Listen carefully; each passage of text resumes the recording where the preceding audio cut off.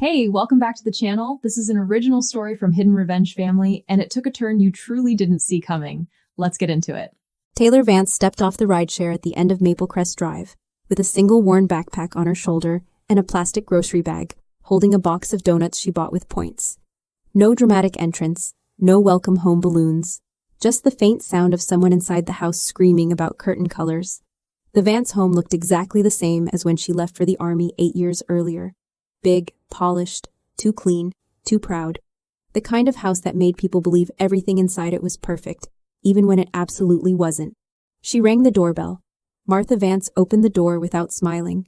Her eyes flicked over Taylor's plain jeans, gray t-shirt, combat boots, and the backpack that had clearly lived through weather, sand, and bad decisions.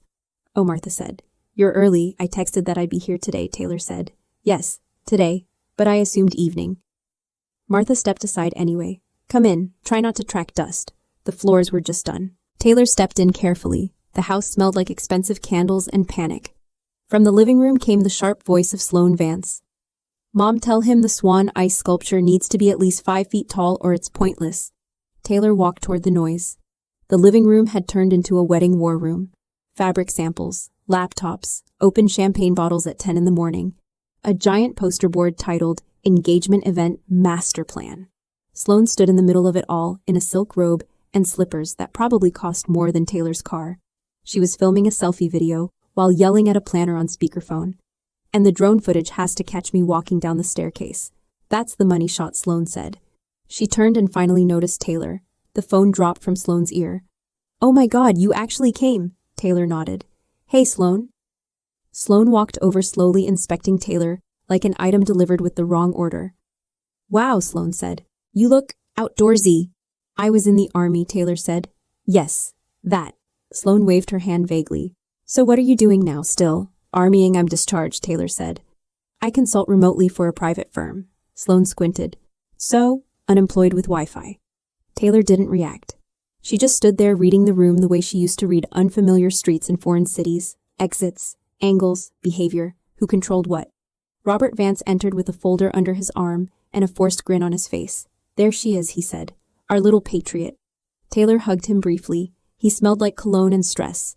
"We're thrilled you're here," Robert said. "Though I wish you'd come with a bit more direction. You know, a plan." "I have a plan," Taylor said. "What plan?" Martha asked, appearing behind them with a notepad. "You can't just float forever, dear." "I'm not floating," Taylor said.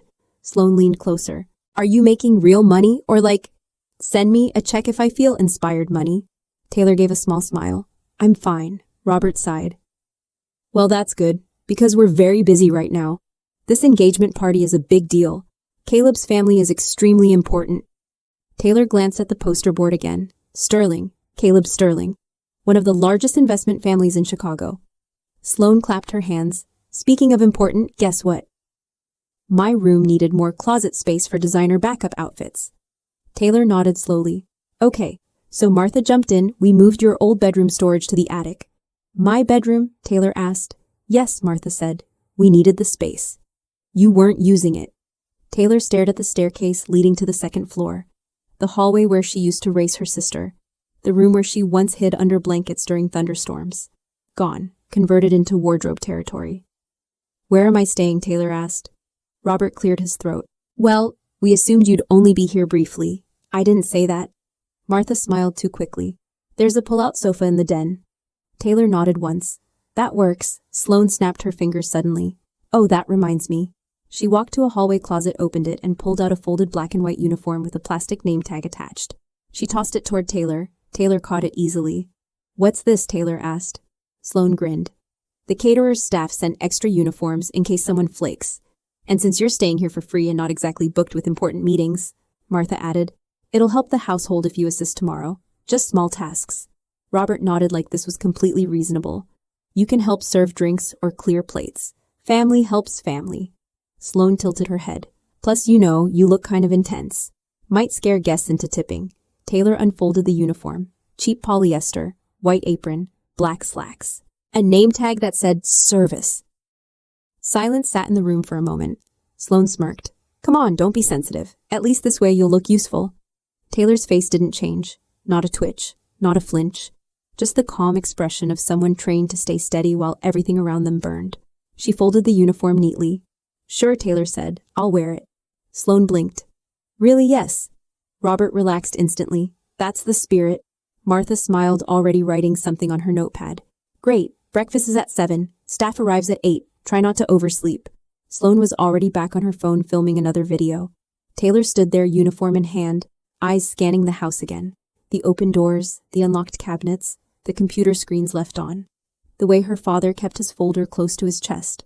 The way her mother checked her phone every 2 minutes. The way Sloane's smile never reached her eyes. This wasn't a homecoming. It was a situation. Taylor turned toward the den where the pull-out couch waited. As she walked away, she slid the uniform over her arm like it weighed nothing at all. And before we go any further, let me ask you something. Have you ever walked into a room knowing you were the most capable person there, and watched everyone treat you like the least important one just because they thought you didn't fit their idea of success? Taylor opened the den door and stepped inside, leaving the noise behind her. Her face unreadable, her posture straight, already paying attention to everything most people never notice. Taylor didn't bother unpacking. She placed the uniform on the pull-out couch, set her backpack against the wall, and walked straight to the kitchen sink. If they wanted help, she'd help. No resistance, no drama, just observation. By noon, she had wiped countertops that were already clean, organized cabinets that were already organized, and listened to Martha complain to a florist about rose shades that photographed desperate. Sloane swept through the kitchen in slippers and a silk robe, holding her phone at face level. Say hi to my followers, Sloane said, shoving the camera toward Taylor. Taylor leaned slightly out of frame. Sloane frowned. Wow, no personality. Military really does sand people down. Taylor picked up a dish towel. Anything else? Sloane pointed at a stack of boxes. Unpack those. They're table centerpieces. Don't break them. They cost more than your entire outfit. Taylor nodded and started opening boxes. Crystal vases, imported candles, gold-rimmed place cards. Every object in this house existed to convince strangers online that the Vance family had no cracks. 2 hours later, Martha rushed past carrying a laptop and a stack of folders. Taylor, I need you to dust the study, she said without looking up. Don't touch anything important. Taylor stepped into Robert's study. Dark wood shelves, law books, framed photos of Robert shaking hands with men who wore expensive smiles. A large desk with 2 monitors still glowing. A printer, a locked drawer, and a small pile of unopened mail sitting beside a coffee cup ring. Taylor started dusting. She moved quietly, efficiently. She wiped the bookshelf, the desk edges, the lamp base. Then she noticed the envelopes. Bright red print, bold letters, final notice, past due, account in default. Not one, a stack. She didn't open them. She didn't need to. She had seen the same formatting during overseas investigations when tracking corrupt officials hiding debt trails. She lifted the stack and placed it closer to the desk light. Different banks, same name, Robert Vance. She set them back exactly where they were. Then the printer clicked. A single sheet slid out into the tray. Taylor turned toward it. It was a loan document. Partially printed. Top-line credit extension approval. $300,000 borrower. Robert Vance co-borrower. Martha Vance guarantor. Taylor Vance. Taylor picked up the page. The guarantor signature was already printed. Her name, in cursive, not her handwriting. She studied the document for 3 seconds. Clean forgery, decent imitation, sloppy pressure curves.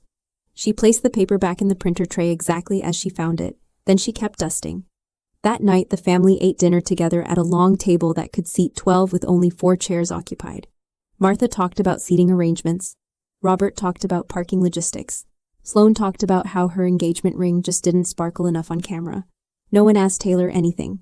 After dinner, Sloane tossed a folded schedule onto the table. Here's the staff task list for tomorrow, she said. You're on drinks and tray pickup. Try not to spill on anyone important. Taylor looked at the list. She was listed as T. Vance Service Assistant. She folded the paper once and slipped it into her pocket.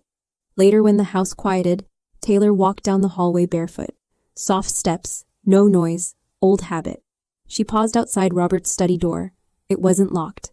She stepped inside and closed the door behind her. She turned on the desk lamp. The monitors were still active. A banking portal sat open, logged in. She sat in the chair. The account summary showed a web of transfers, credit lines, balance sheets, minimum payments overdue. Large amounts funneled into an account labeled Sloane Vance Lifestyle Brand, LLC. Taylor clicked into the credit agreement folder. There it was again, guarantor Taylor Vance. She clicked the signature page. A scanned image of her forged signature sat at the bottom of every document. Total exposure $300,000. She exhaled once through her nose, not surprise, just confirmation. Then she saw another file on the desktop. Recommended Care Plan, T. Vance. She opened it. A private facility brochure appeared. Smiling veterans, nature trails, group therapy circles, healing slogans. At the bottom of the document, objective temporary residential admission to ensure stabilization. Duration 6 to 12 months. During absence, family retains financial management authority. Taylor scrolled down. Attached email. From Martha Vance to admissions director. Her discharge has been difficult. She resists guidance. We believe structured care is best. We will handle her accounts during treatment. Taylor closed the file. She sat still for a moment. Not angry, not shocked. Just collecting data. A plan to isolate her. A forged loan. A lifestyle built on debt. And a family preparing to hand her over quietly once the wedding lights dimmed. She logged out of the banking portal, cleared recent files, left no trace she had been there. Then she noticed something else. A second open window behind the email tab. A property lien notice. Collateral 1128 Maple Crest Drive. The house. She clicked the creditor name. Vanguard Global Investment Holdings. She raised an eyebrow. That name meant something. Not here. Not yet. But she recognized it. Taylor shut down the monitor and left the study exactly as she found it.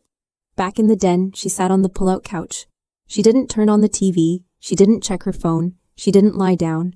She simply sat there, hands folded, eyes forward, running quiet calculations.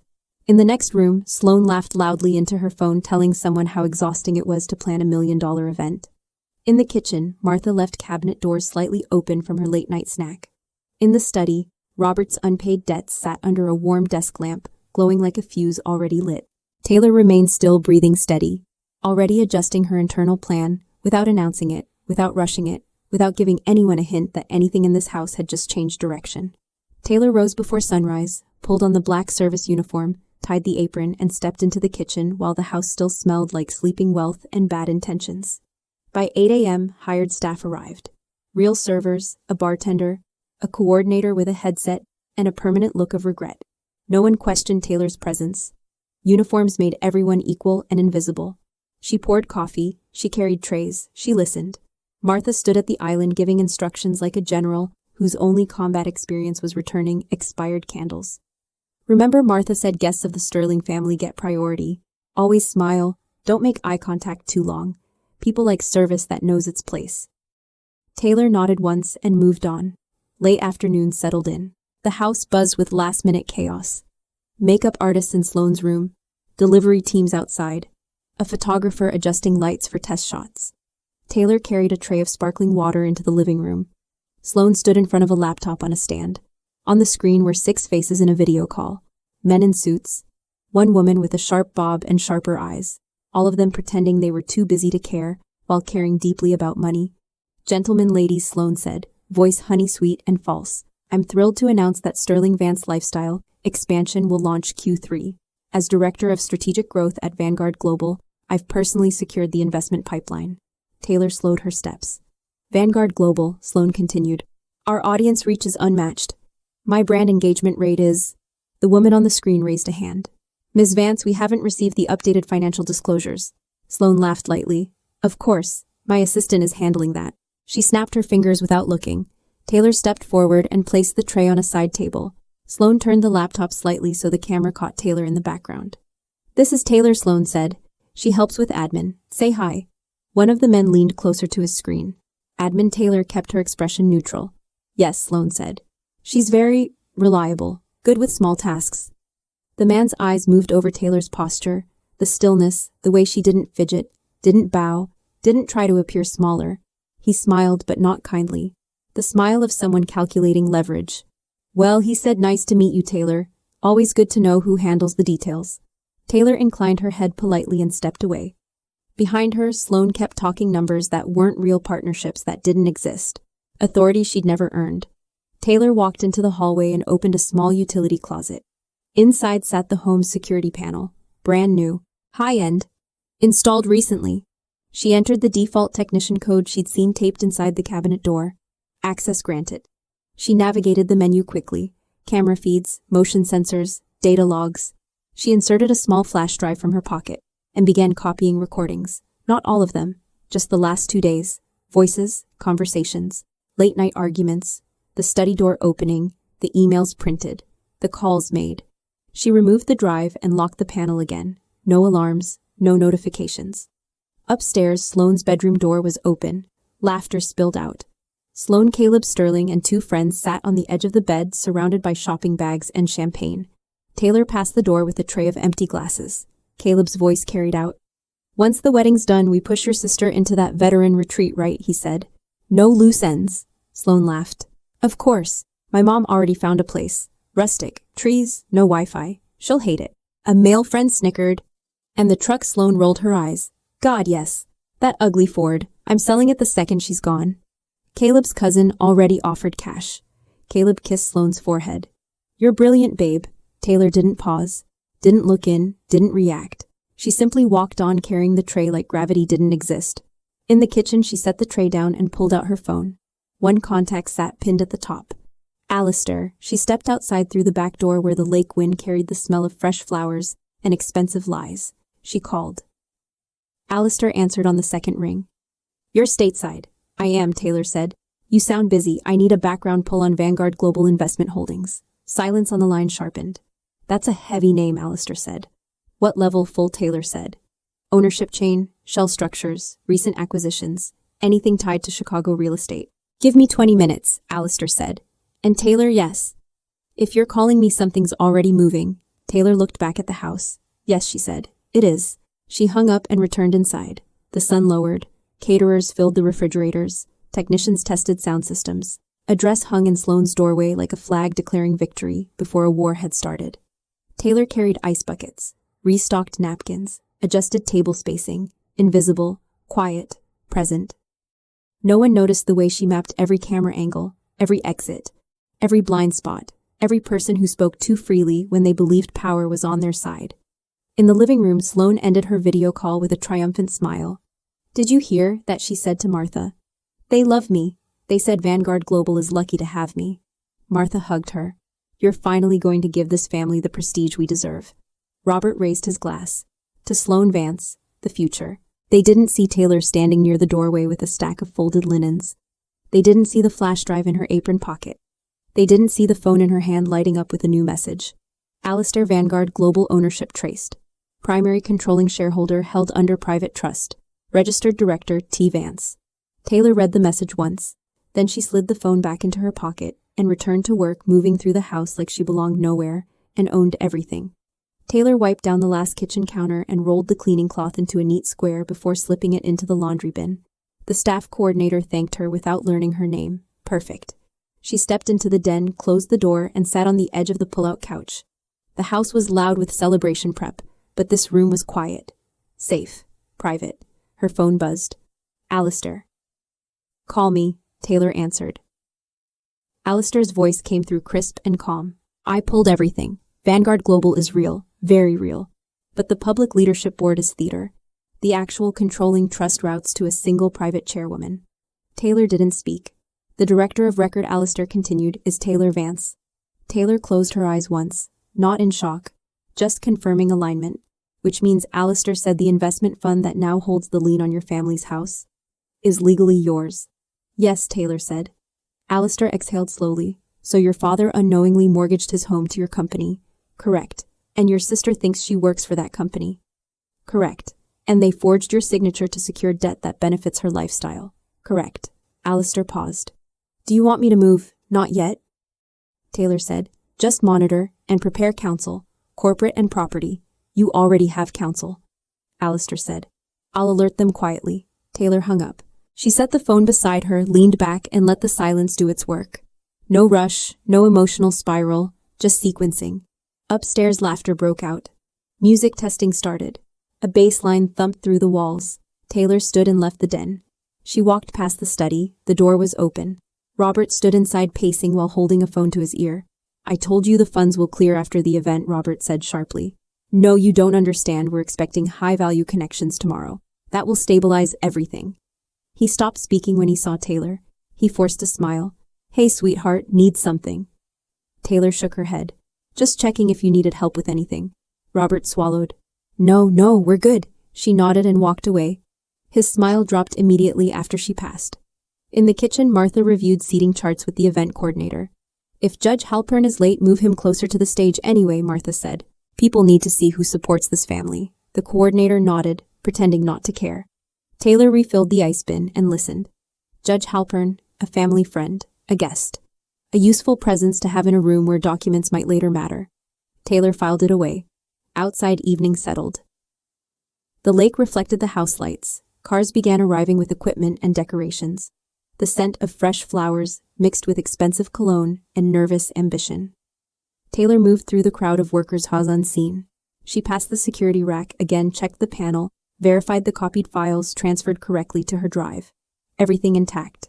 She unplugged the drive and slid it into her pocket. Then she went upstairs. Sloane stood in front of her mirror wearing a practice version of her dress. Caleb sat on a chair behind her, scrolling on his phone. Sloane noticed Taylor in the doorway. Oh good, Sloane said. Come here. Taylor stepped in. Sloane held out her arm. Zip me. Taylor zipped the dress. Smooth, quick, professional. Caleb looked up. So you're the sister, he said. Taylor met his eyes. Yes. Caleb smiled with the easy confidence of someone who had never feared losing power. Sloane tells me you're staying here for a while. For now, Taylor said. Caleb nodded. Family's important. Sloane laughed. Some family more than others. Caleb smirked and slid his hand around Sloane's waist. After tomorrow, everything changes. New level. Sloane leaned into him. I can't wait. Taylor watched them for 1 second longer than polite. Then she said dinner service starts at 7 tomorrow. I'll be downstairs. Sloane waved a hand. Yeah, thanks. Taylor left the room. Downstairs again, Martha called her over. Taylor, dear, Martha said, lowering her voice, tomorrow after the event. We'll need to talk about your future. About getting you settled. Somewhere supportive. Peaceful. Taylor nodded. I understand. Martha looked relieved. Good. We just want what's best for you. Taylor looked at her mother's hands. Perfect nails, slight tremor, a woman balancing too many lies on too little stability. Yes, Taylor said. What's best? Night deepened. Guests would arrive tomorrow. Contracts would collapse tomorrow. Masks would fall tomorrow. But tonight, the house still believed it owned her. Taylor returned to the den. She pulled out her backpack, opened it, and checked the contents. Laptop, clean, secure. Flash drive, recorded. Backup phone, charged. Notepad. One line written, mission parameters confirmed. She closed the bag. Then she sat on the couch again. Uniform still on, apron folded perfectly, hands resting on her knees. From the second floor came Sloane's laughter drifting down the stairs. From the study came Robert's footsteps pacing. From the kitchen came Martha's late-night organizing, a family preparing for a celebration built on a foundation that no longer belonged to them. Taylor watched the ceiling fan turn slowly above her. Steady, silent, controlled. Just like her, Taylor adjusted the collar of her service shirt and stepped into the main hall just as the first wave of guests arrived. The house glowed under warm lighting. Crystal glasses shimmered. A string quartet played something expensive and forgettable. Luxury had a sound. Tonight it was violins and people pretending not to look at price tags. Taylor picked up a tray of champagne flutes and moved into the crowd. Men in tailored suits, women in dresses designed to be photographed, not sat in. Laughter a little too loud. Compliments a little too sharp. Sterling family, Martha whispered as a group entered. Priority. Taylor turned and approached them smoothly. No hesitation, no awkwardness. She offered the tray. A woman with diamond earrings took a glass and glanced at Taylor's name tag. Service, the woman read aloud. Then she looked at Taylor's eyes. Serious one, aren't you? Taylor gave a polite nod and moved on. Across the room, Sloane descended the staircase like she'd rehearsed 1,000 times. Cameras flashed. Phones rose. The string quartet shifted to a dramatic swell. Sloane smiled, wide, radiant, untouchable. Caleb stood at the bottom of the stairs, waiting, hand extended like a prince in a fairy tale sponsored by credit debt. Taylor watched from the edge of the room, tray balanced perfectly, posture relaxed. Guests swarmed Sloane. Compliments poured in. Visionary, power couple, future of Chicago society. Taylor stepped between clusters of people collecting empty glasses. 2 women stood near a sculpture of ice shaped like a swan. Isn't that her sister? One asked quietly, nodding toward Taylor. Yes, the other whispered. Apparently came back from the military with nothing. Sad, really. Serving at her own sister's party, the first said. Life is wild. They laughed softly. Taylor passed them without slowing. Near the bar, Robert stood with a group of businessmen. My eldest is a patriot, Robert said loudly. Arm around one man's shoulder. She helps out wherever needed. Loyal, dependable, not like her sister here. He gestured to Sloane, who was greeting someone nearby. She's our pride, Robert said. The real achiever. The men nodded. One raised his glass. Taylor caught Robert's eyes for half a second. He smiled at her like she was furniture that had served its purpose. Taylor turned away. She moved toward the kitchen to drop off glasses. The coordinator stopped her. Take a tray of shrimp to the East Terrace, he said. VIPs out there. Taylor took the tray and walked outside. The terrace overlooked the lake. A cold breeze, warm lights strung overhead. People clustered around fire tables sipping drinks and talking investments. Caleb stood with two men speaking confidently. After the wedding, Sloane's brand expands global, Caleb said. We're already aligned with Vanguard Global. Exclusive pipeline. One man nodded impressed. That's serious backing. Taylor stepped past them offering shrimp. One of the men took a piece and glanced at Taylor. Efficient, he said. Good staff. Caleb followed the man's gaze. He smirked. Yeah, Caleb said. She's family. The men laughed. Taylor's eyes met Caleb's for a brief moment. His smile didn't reach them. He was assessing, evaluating, calculating. Then he turned away. Taylor returned inside. The party swelled. Music grew louder. People loosened their ties. Champagne flowed like water meant to drown reality. Sloane moved through the room like she owned oxygen. Every conversation circled back to her. Taylor carried trays, cleared plates, refilled glasses. She heard everything. Did you see her ring?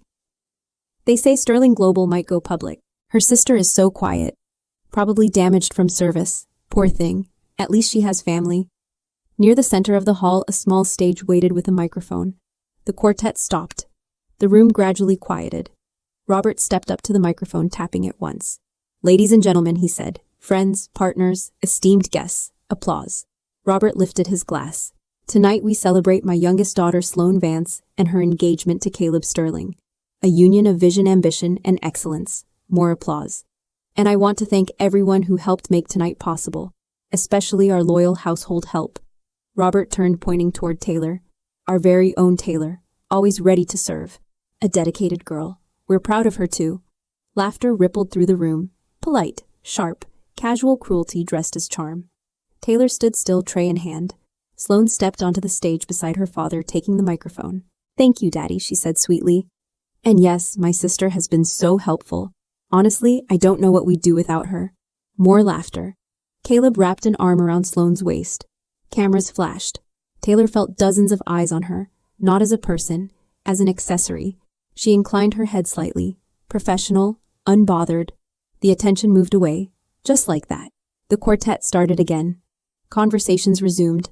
The moment passed for everyone except Taylor, who stored it cleanly in memory. Later, as the night pushed forward and the room grew louder, Taylor navigated through guests carrying a tray of red wine. Sloane suddenly stepped backward without looking. The tray tilted. One glass slipped. Red wine splashed across the front of Sloane's white dress. A single stain. Visible. Ugly. The room quieted instantly. Sloane stared at her dress. Then at Taylor. You, Sloane hissed. Taylor set the tray down carefully on a nearby table. I apologize, Taylor said.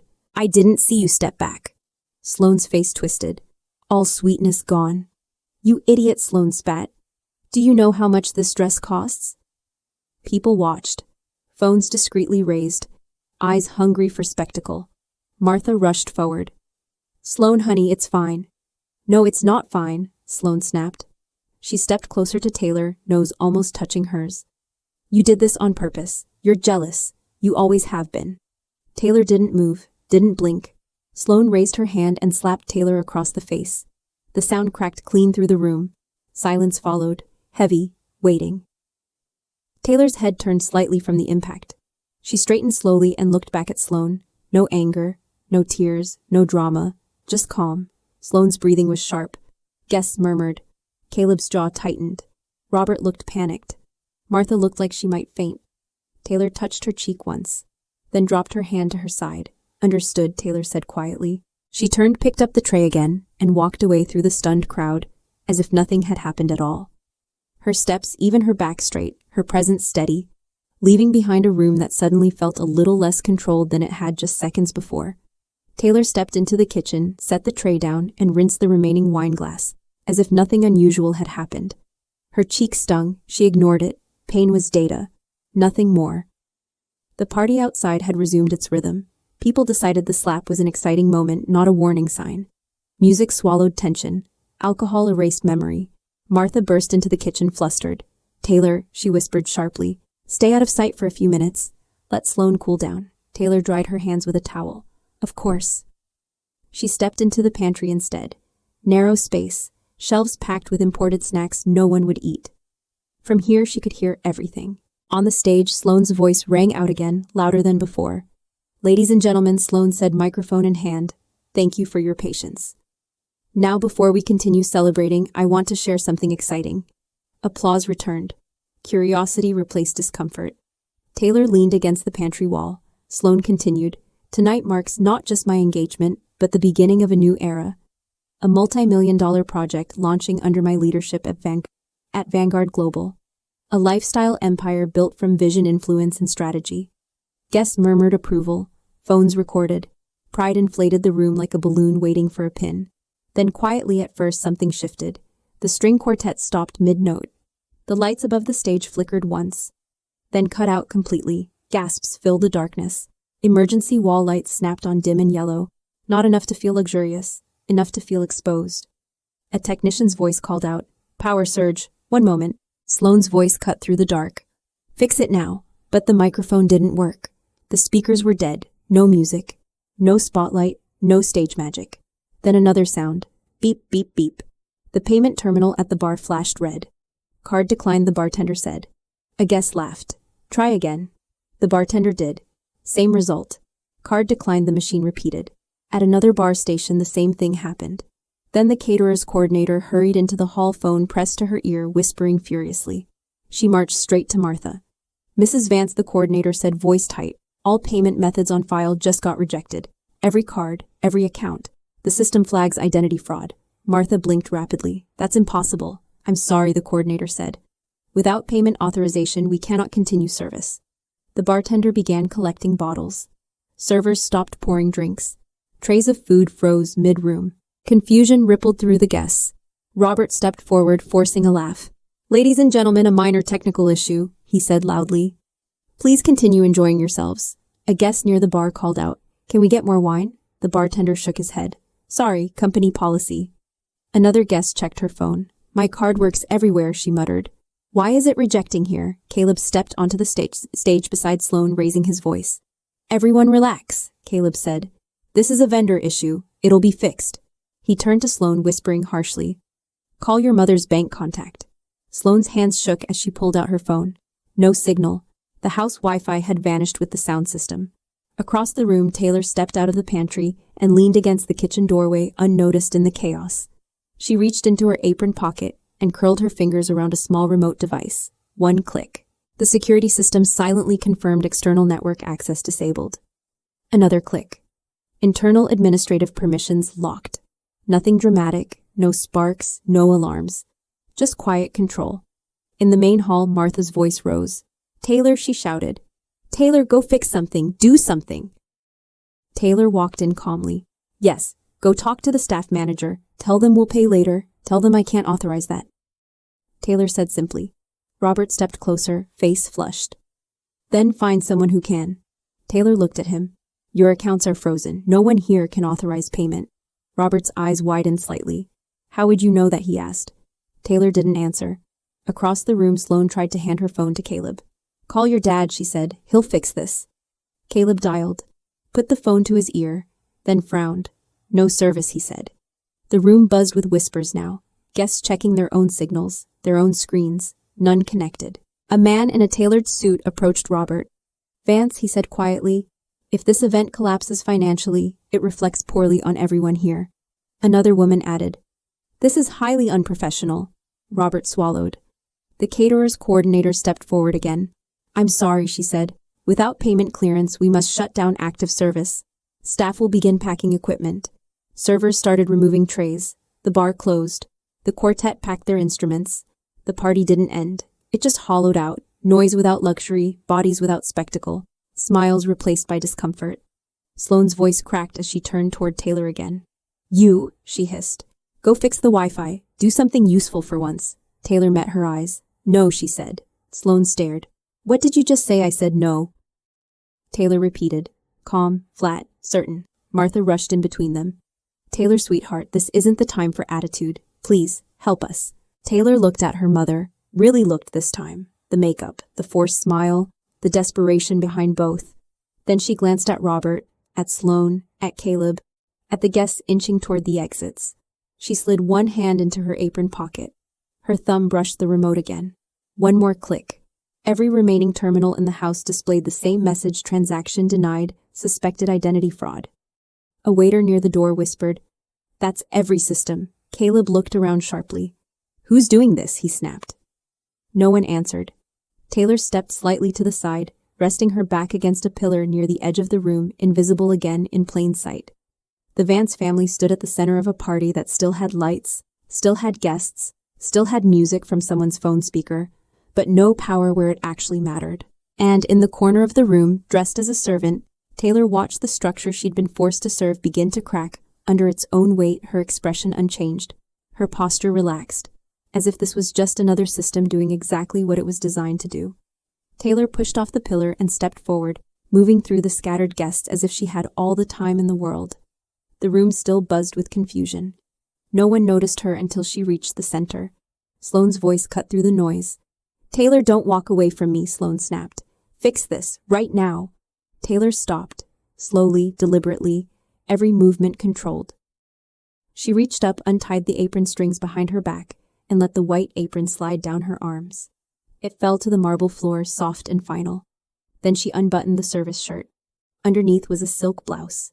Deep navy, clean lines, tailored, expensive in a way that didn't scream. It simply existed with quiet authority. A murmur moved through the crowd. Taylor folded the service shirt once neat and precise, and set it on a nearby table like a completed task. Sloane blinked, confused. What are you doing? Taylor didn't answer. She walked to the stage steps and climbed them. No microphone, no spotlight, just the dim emergency lighting and dozens of curious eyes. Taylor reached the large LED screen behind the stage. She pulled her phone from her pocket, connected a cable to the control panel beneath the screen, and tapped once.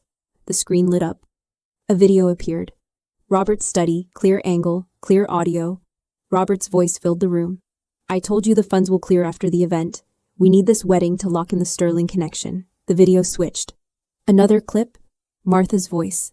We'll admit her to the veteran facility right after the ceremony. Once she's inside, we control the accounts.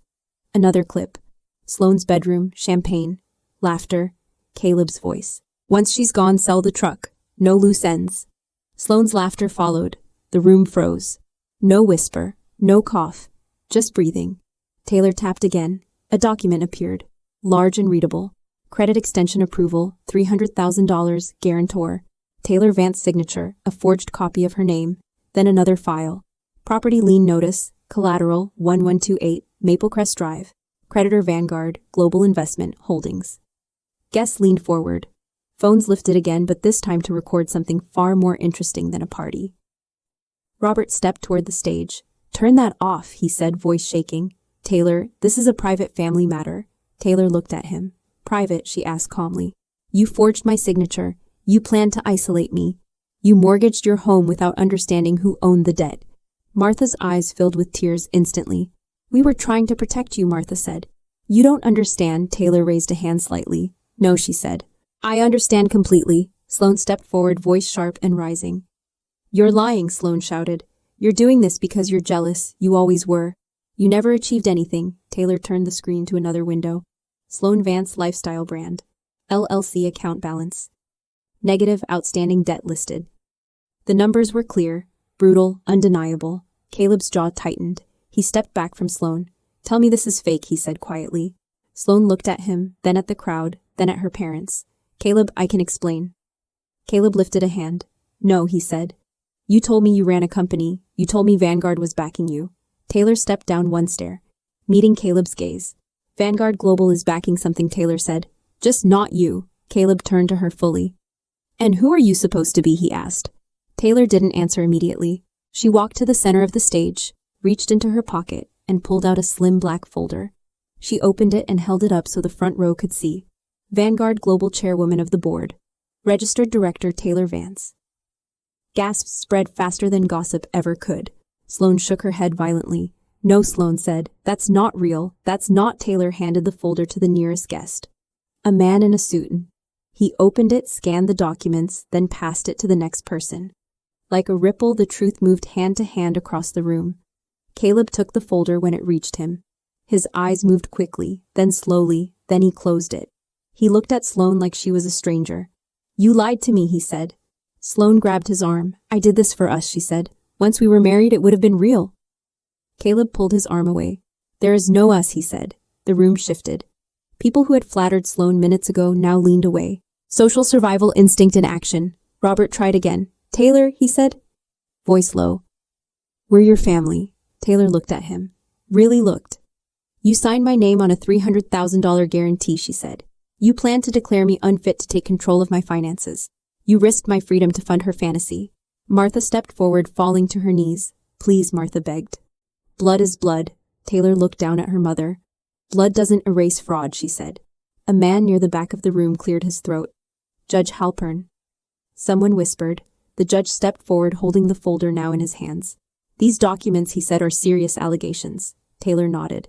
That's why the originals have already been forwarded to corporate counsel, she said. And the recordings have been time-stamped and archived.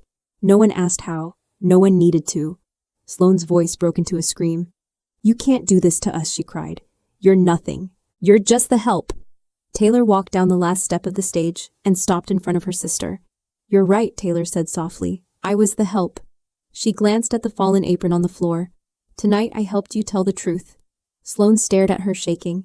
Caleb stepped away from Sloane, completely moving toward the exit. Guests made room without thinking. Power had already shifted. Robert's shoulders sagged. Martha sobbed. Sloane looked around the room as if searching for a single ally. None remained.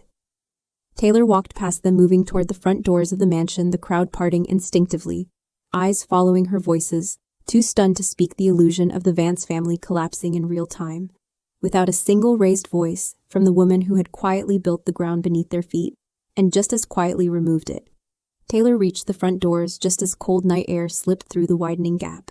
The lake wind carried the smell of damp stone and extinguished candles.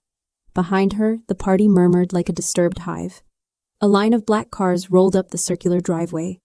Not luxury sedans, executive transport, security detail, purposeful movement. Guests near the entrance stepped aside instinctively. The first car door opened. A man in his late 40s stepped out. Crisp charcoal suit, no flashy watch, no smile designed to impress. Just presence that didn't need decoration. Julian Sterling, the real CEO of Sterling Global. 2 lawyers followed him, then a security officer carrying a hard case. Sloane, still on the stage, spotted him through the doorway. Her voice cut through the crowd. Julian, she cried. Sir, over here. She ran toward the entrance, her stained white dress trailing behind her like a flag of surrender. Caleb froze when he saw his father. Dad, he said quietly. Julian didn't look at him yet. His eyes moved past the crowd, past the fallen champagne glasses, past the discarded service apron, past the LED screens still showing frozen evidence, and landed on Taylor. He walked forward, every step deliberate, every heel strike on marble loud enough to silence the room. He stopped in front of Taylor and inclined his head. Madam Chairwoman, Julian said. Apologies for arriving without announcement. A wave of shock rolled through the guests. Chairwoman, not assistant, not admin, not help. Taylor gave a small nod. You're on time, she said. Julian gestured to the lawyers beside him. They opened the hard case. Inside were documents, tablets, and sealed envelopes. Our legal team has completed debt recall procedures, Julian said. The acquisition of collateral assets is finalized. He handed Taylor a document. Taylor glanced at it once, then she turned and faced the room. Robert stumbled forward. What is this? He asked hoarsely. What is he talking about? Taylor held up the document so the front rows could see. Notice of asset repossession, creditor Vanguard, Global Investment Holdings, collateral 1128 Maple Crest Drive. Martha covered her mouth. You can't, Martha whispered. This is our home. Taylor looked at her mother. You pledged it as collateral, Taylor said, without verifying the creditor. Robert turned to Julian. You, Robert said. You're Sterling. This is a misunderstanding. My daughter is engaged to your son. Julian finally looked at Caleb. His expression didn't soften. Not anymore, Julian said. Based on the information presented tonight, that engagement is dissolved. My company does not align with fraudulent actors. Caleb swallowed but didn't protest. He knew when power had already decided. Sloane pushed past everyone and stood directly in front of Julian. You're my CEO, she said desperately. Tell them I run the lifestyle division. Tell them this is a joke. Julian didn't even glance at her. Instead, he addressed the room. For clarity, Julian said, voice carrying easily, Vanguard Global Investment Holdings operates under a private trust. The controlling shareholder and board chairwoman is Taylor Vance. He turned slightly and nodded to her again. Every acquisition, lien, and enforcement action taken tonight was authorized through her office. Silence deepened. Not stunned silence anymore. Submission silence. Sloane shook her head violently. No, she said. She's nothing. She came back with a backpack. She wore a server uniform. Julian finally looked at Sloane. And you wore a title you never earned, he said. Appearances are flexible things. Sloane's face twisted. You planned this, she spat at Taylor. You set us up. Taylor stepped forward until they stood face to face. I didn't set you up, Taylor said. You built a structure on fraud. I just removed the support beams. Sloane raised her hand again. Security moved instantly. A guard stepped between them without touching either. Julian nodded once. The message was clear. Robert's knees weakened. He sat down on a chair that had cost more than his monthly mortgage payment. Martha moved to him whispering broken prayers. Judge Halpern cleared his throat. Given the documents displayed, the judge said it would be wise for the Vance family to seek counsel immediately. Julian's lawyers stepped forward distributing envelopes. These contained formal notices, one lawyer said. You have 12 hours to vacate the property peacefully. Failure to comply will result in enforced removal. Martha stared at the envelope in her hands. 12 hours, she whispered. Taylor, please. Taylor didn't answer. She looked across the room. Guests who once praised Sloane now avoided eye contact. Phones were down, recording had stopped. No one wanted to be associated with a sinking ship. Caleb walked toward the exit. He paused beside Taylor. I didn't know, he said quietly. Taylor met his eyes. You didn't ask, she said. Caleb exhaled and walked out into the night. Julian followed his team, forming a moving wall of authority behind him. Sloane screamed after them. Come back. You can't leave me like this. No one turned around. The front doors closed. The black cars drove away. Their headlights washed over the lake and vanished into darkness. Inside the mansion, the party still existed. Decorations, flowers, empty glasses, music from a forgotten phone speaker. But the hierarchy had reversed completely. Taylor stood at the center of the room in her silk blouse, her calm presence filling the space where luxury had just died. Robert stared at her. You destroyed us, he said. Taylor looked at him. You destroyed yourselves, she replied. Martha clutched Sloane, who now sobbed into her mother's shoulder, makeup streaking down her face. Taylor didn't comfort, didn't gloat, didn't raise her voice. She simply walked past them up the staircase toward the hallway where her childhood room had once been erased for closet space. Her footsteps were steady, controlled. Ownership didn't need an announcement. It just needed someone who knew exactly what they were doing. Taylor walked down the upstairs hallway without hurry. The party noise below had thinned into scattered voices and the clink of people collecting their dignity off the floor. She stopped in front of the door that used to be her bedroom. Inside the room was unrecognizable. Floor-to-ceiling mirrors, clothing racks, makeup lights, perfume bottles lined like soldiers. Sloane's kingdom. Taylor stepped inside. She walked to the center of the room and turned once, taking in the space that had erased her place in this house. Then she opened the closet door and pulled out a single cardboard box. Inside were old childhood items shoved aside years ago. A school trophy, a photo, a small stuffed dog with one ear missing. Taylor lifted the photo. 2 little girls sitting on a porch step. One smiling proudly, the other scowling because she wanted to be first. Taylor placed the photo back in the box and closed the lid. Downstairs, a door slammed. Martha's voice followed. Taylor, please, we need to talk. Taylor carried the box down the stairs. The main hall looked like the aftermath of a wedding that never happened. Half-eaten food, abandoned shoes, wilted flowers, the swan ice sculpture melting into a puddle. Martha rushed toward, her eyes swollen, hair falling out of its perfect style. Baby Martha begged. Please, you can't throw us out. We're family. Robert followed, his voice rough. We made mistakes, he said, but this is our home. Sloane stood behind them. Mascara streaked, dress stained, pride cracked but not dead. She pointed at Taylor. You planned this from the start, Sloane said. You came here to take everything. Taylor set the box gently on a chair. Then she reached into her pocket and pulled out a folded sheet of paper. She opened it once, then again, then handed it to Robert. He read it. His lips moved silently. Martha grabbed it from him. Total funds transferred by Taylor Vance to the Vance family over 10 years. $482,000 dates, receipts, payment references, mortgage assistance, medical bills, credit card bailouts, school fees, car payments. Sloane snatched the paper last. Her breathing quickened as she read. Taylor spoke. I didn't come to take anything, she said. I came home because I thought this was still family. I wore your uniform. I cleaned your house. I let you call me useless. She looked at each of them. But I also quietly paid your debts for a decade. I kept this house standing. I kept your lifestyle floating. I kept you from losing everything. Martha's knees gave out. She sank to the floor. Robert looked at Taylor like he was seeing her for the first time in his life. And you never told us, he whispered. You never asked, Taylor said. Sloane shook her head violently. You're lying, she said. You just want to hurt us. Taylor reached into her backpack and pulled out another document. A property deed. She placed it in Sloane's hands. Read the bottom line, Taylor said. Sloane did. Owner of record, Taylor Vance. The house had never truly been theirs for years. They just didn't know who had been quietly carrying it. Sloane's fingers trembled. This is my house, Taylor said. You have 12 hours to leave. Martha crawled forward and grabbed Taylor's pant leg. Please, she sobbed. I gave birth to you. Taylor gently removed her mother's hands. You tried to sign me away to a facility so you could take my accounts, she said. That's not motherhood, that's strategy. Robert's voice broke. Where will we go? Taylor didn't answer immediately. She walked to the front door and opened it.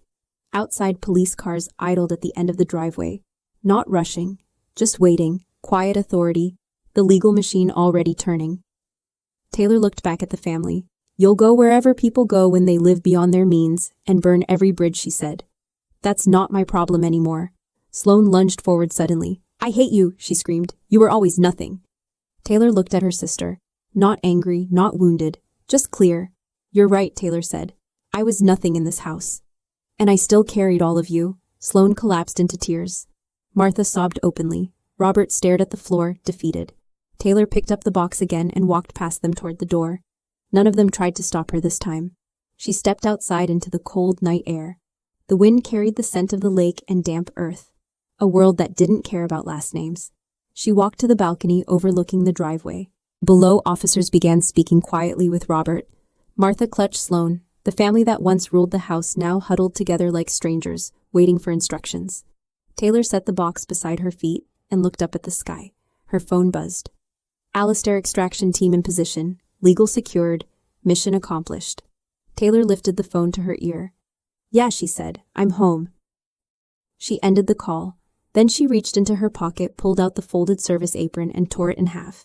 Then again, small clean motions. No rage, just finality. She let the pieces fall to the floor. Below, car doors opened.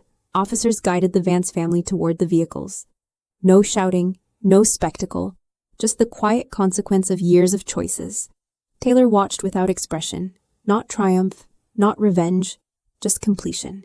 And before we close the story, I want to ask you something. If the people who raised you built their life on your sacrifices, lied to your face, and planned to erase your future for their comfort, would you have the strength to walk away, take back what's yours, and never look back? Share your thoughts in the comments, and don't forget to subscribe for more stories, where quiet strength becomes undeniable power. Taylor stood alone in the house after the last car pulled away. The decorations were still up, the floors still shined, the lake still moved quietly outside, but the people who once filled every room with noise and entitlement were gone. She didn't feel victorious, she felt accurate. For the first time, the world matched the truth. She had always been the one holding everything up. Most people never see the backbone of a system. They only see the face in front of the camera, the loudest voice at the table, the person taking credit in public. But underneath almost every family, company, or relationship, there is usually one person quietly doing the work no one wants to do. Paying bills, solving problems, cleaning messes, carrying emotional weight, fixing disasters before anyone notices they existed. That person rarely gets applause. They get expectation. Taylor's family assumed the house stayed standing because they were special, because they were destined for prestige. because success was their birthright. In reality, the house stayed standing because Taylor wired money without announcing it. She solved problems without being asked. She kept stability invisible. And because she didn't brag, they assumed she had no value. That is the first hard truth this story leaves behind. If you are the person quietly holding everything together, people will eventually believe things run fine without you. Until the day you stop. This isn't just about dramatic wealthy families. This shows up in real life in very ordinary places. The daughter who pays part of the mortgage but never tells anyone. The son who mediates every family conflict. The spouse who keeps track of every bill, every appointment, every crisis. The employee who knows how everything actually works while management takes credit. They all share something in common. They are essential but unseen. And when they finally speak up, ask for recognition, or set boundaries, they are often labeled difficult, dramatic, or selfish. Because systems grow comfortable leaning on people who never complain. Taylor didn't explode. She didn't scream. She simply stopped carrying the weight without consent. The collapse that followed wasn't revenge. It was exposure. That leads to the second truth. If your absence would cause everything to fall apart. You were never just helping.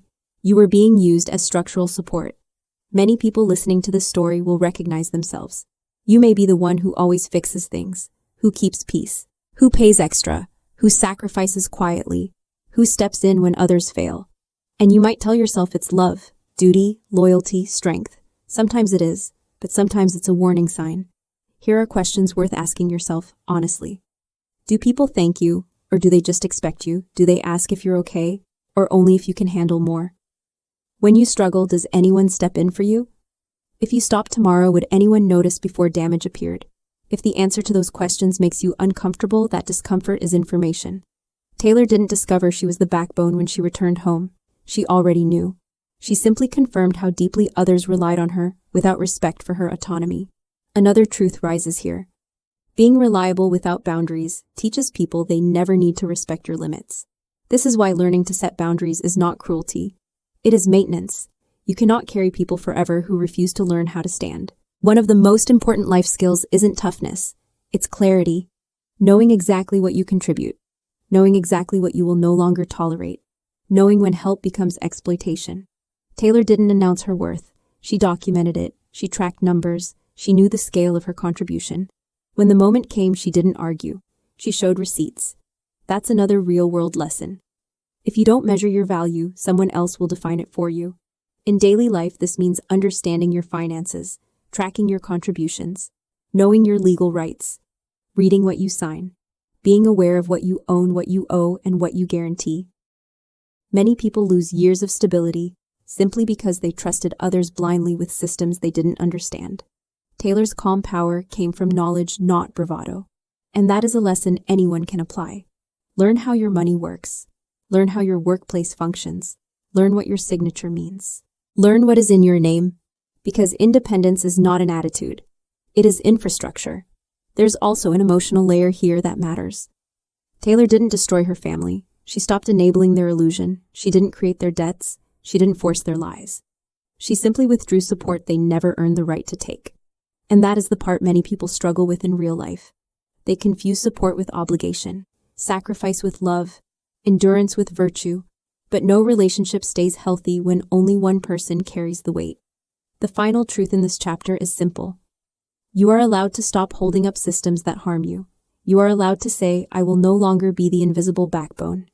You are allowed to let things shake so something real can finally stand. Taylor didn't walk away empty.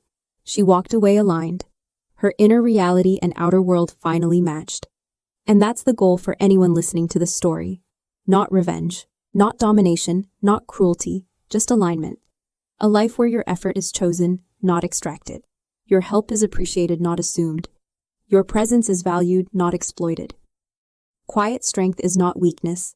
Quiet strength is stability. And when you recognize your own value clearly, no one else gets to define it for you again. Taylor never raised her voice. She never slammed a door. She never screamed her truth into anyone's face. She didn't need to, because real power doesn't come from volume. It comes from understanding the structure everyone else is standing on. Most people, when hurt or betrayed, react emotionally. They argue, they defend themselves, they lash out, They try to win through force of personality. That kind of power is loud, dramatic, and exhausting. It burns hot and fast and leaves nothing stable behind. Taylor chose a different path. She observed. She gathered information. She mapped the system. She waited until action mattered more than words. And when she moved, everything shifted at once. This brings us to the central lesson of her story. The most dangerous person in the room is rarely the loudest. It's the one who understands how everything works. In real life, every environment has a hidden architecture. In families, it's money flow, emotional dependency, and unspoken roles. In workplaces, it's data access process, knowledge and decision chains. In society, it's law contracts, ownership, and networks. People who master this architecture don't need to shout. They simply press the right lever at the right moment. That is strategic power, and anyone can learn it. The first step is slowing down. Most people rush to react. They speak before understanding. They fight battles they don't need to fight because they don't see the full board. Taylor never reacted impulsively. Even when she was slapped in front of a room full of guests, she didn't explode. She didn't justify. She didn't collapse. She stored the moment. Because she knew timing is everything. Here's a practical truth. If you act before you understand the system, you fight the wrong battle. In everyday life, this looks like quitting a job without securing stability, ending relationships without understanding your emotional patterns, signing documents without reading details, making financial decisions based on feelings instead of facts. Quiet control begins with information. Ask questions. Read fine print. Notice who talks to whom. Track where money goes. Observe patterns, not promises. You don't need to be paranoid. You need to be aware. Taylor's strength came from clarity, not suspicion. Another important lesson here is emotional discipline. Most people believe power means dominance, intimidation, command. But real influence often looks like calm. When you stay composed while others lose control, you automatically gain authority in the room. Think about the managers you respect, the parents who feel safe, the friends who steady a crisis. They aren't the ones who yell the loudest. They're the ones who stay grounded when others shake. Taylor didn't win because she was cruel. She won because she was regulated. That's something anyone can practice. Breathe before responding. Pause before answering. Ask before assuming. Wait before acting. Self-control is not passivity, it's precision. Another layer of quiet power is competence. Taylor understood finance, contracts, security systems, corporate structure, not because she was born into privilege, but because she learned how systems operate. That's a major real-world lesson. Confidence without competence is noise. Competence without confidence is quiet power.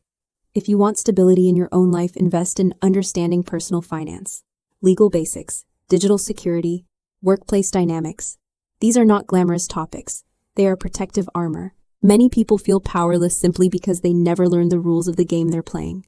Once you learn the rules, you stop feeling like a victim of chaos. Taylor didn't beat her family by luck. She beat them by literacy. Another important point. Quiet control doesn't mean you never speak. It means when you speak, you're already positioned. When Taylor finally stood on that stage and revealed the truth, the outcome was already decided. The debts were recalled, the legal notices prepared, the ownership verified. Her words weren't threats. They were confirmations. That's a life lesson worth remembering. Don't announce plans before you build them. Don't reveal moves before they're ready. Don't promise change before you have structure. Build quietly, execute clearly, speak last. There is also a moral layer here. Taylor didn't seek to harm for pleasure. She sought correction, restoration of truth, accountability, consequences aligned with actions. That's another misunderstanding about power. True power doesn't need cruelty. It needs fairness backed by strength. Many people stay in harmful situations because they fear becoming the bad one if they assert themselves. They confuse kindness with compliance. But boundaries are not abuse. Self-protection is not aggression. Taylor didn't destroy. She rebalanced. And finally, there's one more question this story leaves behind for anyone listening. If you disappeared tomorrow, would anyone know how to keep things running? If the answer is no, then you are holding too much alone, and you deserve better support. Quiet control isn't about making others small. It's about standing steady enough that no one can erase you. Because the strongest voice in the room is often the one that doesn't need to raise it at all. Taylor didn't look back at the house when she left the balcony. She didn't need to. The chapter was closed the moment she chose herself over the role she'd been forced to play. There was no dramatic final speech. No long embrace. No tearful goodbye. Just a woman stepping forward into a life she already owned, finally free from pretending she owed anyone her silence. And that's where the real lesson of the story lives. Not in the debt, not in the betrayal, not even in the quiet victory, but in the decision to walk away. Because for many people, the hardest boundary to set is with family. We grow up hearing the same phrases: blood is thicker than water. You only get one family. Family forgives everything. Those ideas can be comforting, but in the wrong hands, they become chains. Taylor's family used blood as a license, a reason to take without asking, to manipulate without guilt, to sacrifice her well-being for their comfort. And when she finally said no, they called her cruel. This is a reality many people live quietly. Parents who control through guilt, siblings who compete instead of support, relatives who drain resources and call it love, families who demand loyalty but never offer respect. And when someone finally says enough, they're told they're heartless. Here's the truth. This story makes clear. Family is not a contract that cancels your right to self-respect. Forgiveness is meaningful, but forgiveness without boundaries is permission for repeated harm. Taylor didn't seek revenge. She sought safety. She didn't cut contact for drama. She cut contact to survive with dignity. And that's an important distinction. Walking away is not always hate. Sometimes it's clarity. Sometimes it's the only way to end a cycle that has quietly consumed generations. Many people listening to this know what it feels like to sit at a table where you're loved only when you comply. To feel like your worth in the family depends on how much you give up. To be praised when you sacrifice and punished when you protect yourself. That's not love. That's dependency dressed as tradition. Taylor's story reminds us, you do not owe anyone access to your life if they consistently harm it. That includes family.